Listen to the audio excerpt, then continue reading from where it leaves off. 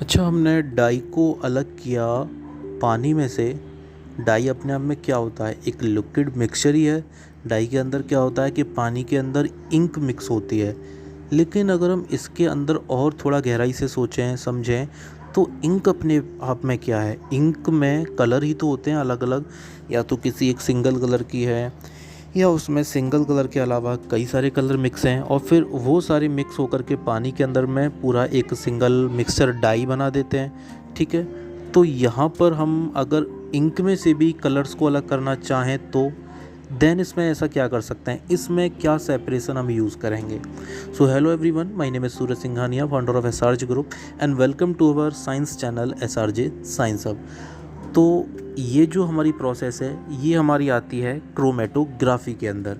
ऐसे सेपरेशन को हम बोलते हैं chromatography. This process of separation of component, ऐसी प्रक्रिया जिसके अंदर हम क्या करते हैं, सेपरेट करते हैं मिक्सचर में से हर एक कंपोनेंट को, जो भी चीज़ें उसके अंदर मिली हुई हैं। This process of separation of component of a mixture is known as chromatography. याद रखिएगा, chromatography is a laboratory technique use to separate identify, हम हर एक को पहचानने के लिए, एंड क्वांटिटिफाई, हर एक के अमाउंट को पहचानने के लिए, द अमाउंट ऑफ कंपोनेंट, कि किसी भी मिक्सचर में कंपोनेंट्स ऑफ ए मिक्सचर, किसी भी मिक्सचर में क्या क्या कंपोनेंट्स मिक्स होकर के वो मिक्सचर बना है। It involve passing a sample through a medium such as solid liquid that selectively retain और अट्रैक्ट डिफरेंट कंपोनेंट, अलग अलग तरीके के कंपोनेंट जो भी उस मिक्सचर में पड़े हुए हैं, एक नहीं दो नहीं, जितनी भी चीज़ें पड़ी हुई हैं। जैसे कि अभी हमने डाई का एग्जांपल लिया यहाँ पर, तो डाई में इंक मिक्स होती है वाटर के साथ में, और इसको हम पहले भी एक एग्जांपल के थ्रू समझे थे हमारे पिछले पॉडकास्ट में। ठीक है, तो यहाँ पर अब हम जो एग्जांपल ले रहे हैं कि हमने पहले अलग किया था सिर्फ और सिर्फ इस मिक्सचर को, वाटर को डाई में से, तो हमारा क्या हो गया था, उसमें से इंक सेपरेट हो गई थी। लेकिन अब हम बात करने जा रहे हैं इंक को ही सेपरेट करने की, क्योंकि इंक भी तो किसी न किसी कलर को मिलाकर बनी है। तो इंक में तो और भी कंपोनेंट आ गए, कई सारे कलर मिक्स हो गए।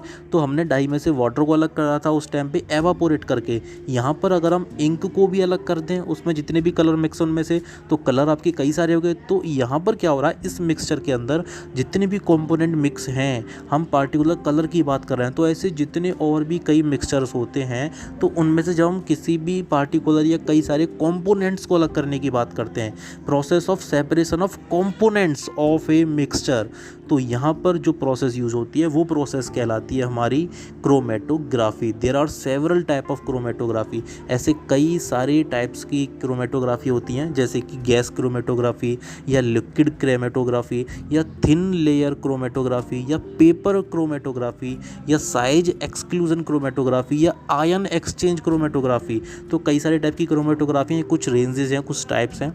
इसके अलावा इसके बहुत सारे एप्लीकेशंस भी हैं, जैसे कि अभी आपको शुरू में ही बताया, कलर इन ए डाई, किसी भी डाई में चेक करने के लिए कितने सारे कलर मिक्स हैं, उनको अलग करने के लिए। इसके अलावा आप ये सोच सकते हो pigments of natural colours, natural colours जो होते हैं हमारे नेचर से मिले हुए, उनमें जो अलग अलग टाइप्स के हमारे पिगमेंट्स हैं, जो पार्ट्स हैं, अलग अलग डिफरेंट कलर्स हैं, उनकी स्टडी करने के लिए। इसके अलावा अगर कोई ड्रग्स लेता है, ज़्यादा डिफरेंट हार्मफुल ड्रग्स लेता है, तो जो उसकी ब्लड में मिक्स हुई हैं उनको भी सेपरेट करने के लिए, उनकी भी स्टडी करने के लिए, ड्रग्स फ्रॉम ब्लड, ये भी इसका एक एप्लीकेशन है। उसके अलावा इसका फॉरेंसिक साइंस में भी एप्लीकेशन यूज़ होता है, केमिकल एनालिसिस में होता है, मेडिकल रिसर्च में होता है, फार्माकोटिकल्स एनालिसिस में होता है, बायोटेक्नोलॉजी में भी होता है। तो इसके बहुत सारे यूज़ हैं जो कि हमारे क्रोमेटोग्राफी के होते हैं। इसके अलावा कुछ हमारे डेली लाइफ भी यूज़ हैं, जैसे कि testing the purity of water, कितना प्योर है हमारा वाटर।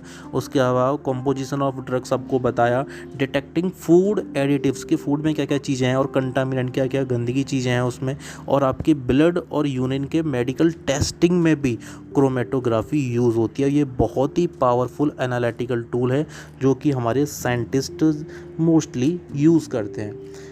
अब इसके बाद हमारी एक और मिक्सचर आ गया। अभी हम पीछे पड़े थे इमिसिबल लिक्विड का। इमिसिबल जो हमारे मिक्स नहीं हो रहे थे लिक्विड, ऐसे लिक्विड का हमारा जो मिक्सचर था वहाँ पर हम यूज़ कर रहे थे कि डेंसिटीज़ के बेस पर हम उनको अलग कर रहे थे। लेकिन हमारे कुछ ऐसे वो हैं लिक्विड्स जो हमारे मिक्स हो रहे हैं, मिसिबल लिक्विड हैं, वहाँ पर हम क्या करते हैं, तो यहाँ पर प्रोसेस हमारी जो यूज़ होती है वो होती है डिस्टिलेशन। ऐसी प्रोसेस जिसके अंदर जो हमारी लिक्विड है मिसिबल, एक दूसरे में मिलने लायक हैं, तो वहाँ पर क्या करेंगे, तो यहाँ पर हमारी जो प्रोसेस यूज़ होगी वो होगी डिस्टिलेशन। अब देखो ये जो हमारी प्रोसेस है किसके लिए यूज़ हो रही है, मिसिबल लिक्विड्स के लिए। तो यहाँ पर क्या होगा, इसके अंदर क्या होता है, it is use for the separation of components of a mixture containing two miscible liquid. याद रखिएगा यहाँ पर हम जो कंपोनेंट्स अलग कर रहे हैं वो किसको अलग कर रहे हैं, ऐसे लिक्विड्स को जो हमारे मिक्स हो सकते हैं। इमिसिबल लिक्विड नहीं है, मिसिबल लिक्विड है।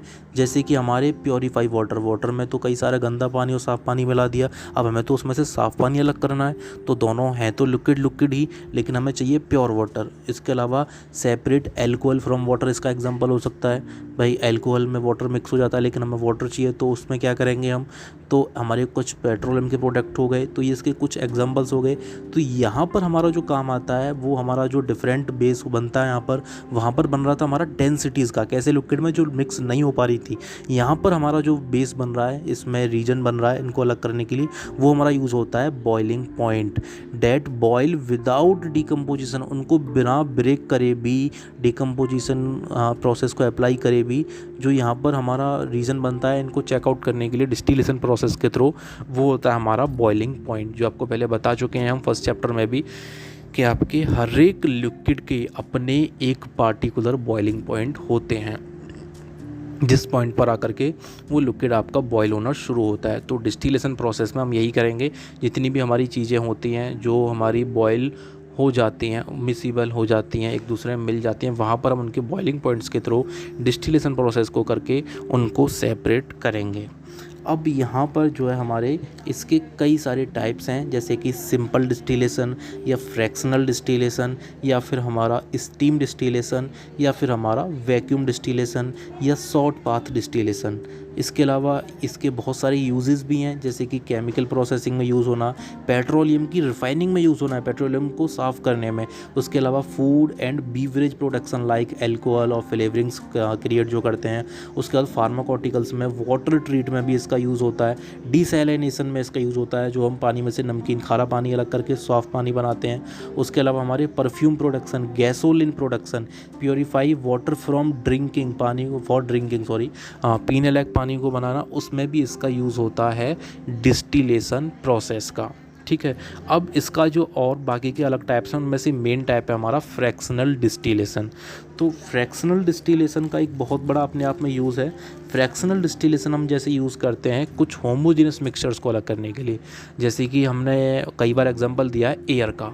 तो एयर अपने आप में यहाँ पर क्या है, एक होमोजेनस मिक्सचर है, उसमें तो हमें नहीं दिख पाता ना कि जो एयर में नाइट्रोजन है वो ये रही, या हीलियम गैस ये रही, या फिर हाइड्रोजन गैस ये रही, या ऑक्सीजन गैस ये रही, तो वहाँ पर हम कैसे उन गैसेस को सेपरेट करेंगे। तो फ्रैक्शनल डिस्टिलेशन नाम में ही उसमें कुछ मीनिंग छुपी हुई है, फ्रैक्शन, कुछ कुछ अमाउंट्स में वो जो हमारा प्रोसेस होगा। तो यहाँ पर हम क्या करेंगे, या डिस्टिलेशन में यूज़ कर रहे थे बॉइलिंग पॉइंट्स का, क्योंकि लिक्विड्स में हो रहा था, यहाँ पर गैसेज है, तो यहाँ पर हम यूज़ करेंगे किसका, डेंसिटीज़ का, टेम्परेचर का, प्रेशर का।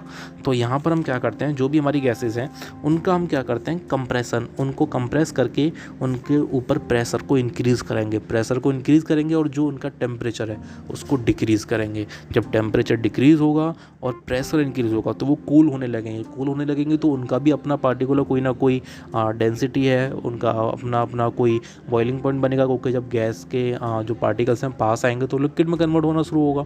तो इस तरीके से क्या होगा, जो हमारी गैसेस की डेंसिटीज़ होगी, जो भी हमारा उनका पार्टिकुलर टेम्परेचर और प्रेशर होगा, तो वो हमारी उनकी डेंसिटीज़ के अकॉर्डिंग कुछ गैसेज हमारी रेशियो में ऊपर रह जाएंगी, कुछ हमारी नीचे आ जाएंगी। जो बहुत लाइट गैसेज होंगी वो हमारी और ज़्यादा नीचे आ जाएंगी, और इस तरीके से उनके रेशियो के अमाउंट के थ्रू हम ये चेकआउट कर सकते हैं कि ये पार्टिकुलर हमारी ये गैस है, ये पार्टिकुलर हमारी ये गैस है। तो इनमें हम किसका प्रोसेस का यूज़ किया, इस प्रोसेस के अंदर हमने यूज़ किया फ्रैक्शनल डिस्टिलेशन का, जो हमारा किसका पार्ट है, डिस्टिलेशन का ही पार्ट है। डिस्टिलेशन में हम किसको यूज़ ले रहे थे, ऐसे लिक्विड जो हमारे आपस में मिक्स हो रहे थे, तो वहाँ पर हमने क्या यूज़ किया, बॉइलिंग पॉइंट्स का, उनको अलग करने के लिए वो प्रोसेस क्या थी, डिस्टिलेशन। और यहाँ पर फ्रैक्शनल डिस्टिलेशन में हमने गैसेस को देखा उनके डेंसिटीज़ के अकॉर्डिंग, वहाँ उनके टेम्परेचर और प्रेशर को चेंज करके, डिक्रीज़ करके, इंक्रीज़ करके, इसके अंदर हमारा क्या हुआ, फ्रैक्शनल डिस्टिलेशन। ठीक है, सो थैंक यू एवरीवन।